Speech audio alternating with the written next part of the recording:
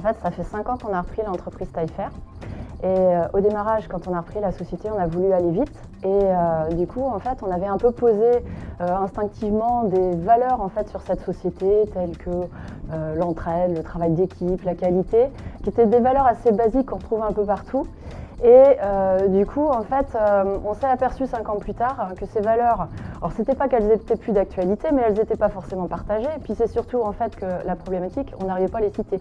Donc quand il y en a trop, qu'elles sont trop standards entre guillemets, ça correspondait pas à l'image qu'on avait en interne et celle qu'on renvoyait à l'extérieur. Donc on a souhaité faire un travail de co-construction avec nos équipes qui en plus ont grandi, ont évolué en fait depuis 2019.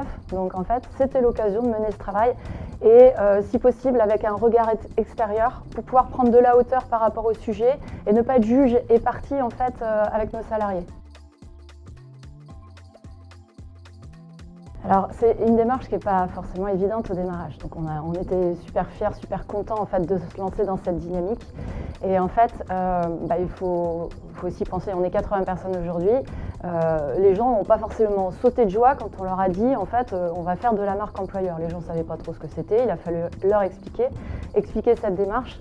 Et puis c'est surtout qu'on a vécu les montagnes russes parce qu'en fait en tant que dirigeant, forcément on visualise un objectif, on s'attend plus ou moins à un résultat et puis finalement en fait vous êtes au-delà du résultat mais dans les deux sens, c'est-à-dire que quand on libère la parole, il faut être prêt, il faut avoir cette humilité pour être à l'écoute de ce que vont dire les équipes. Et ça, c'est pas toujours évident parce que ça remue en fait au niveau des émotions. On dirige l'entreprise à deux avec mon mari et clairement, en fait, on a eu un effet ping-pong par rapport à ça. On s'est dit, mon Dieu, on a libéré la parole et maintenant, il faut être prêt à entendre aussi tout ce qui se dit. Et il y a du bon et il y a toujours en fait des points à améliorer.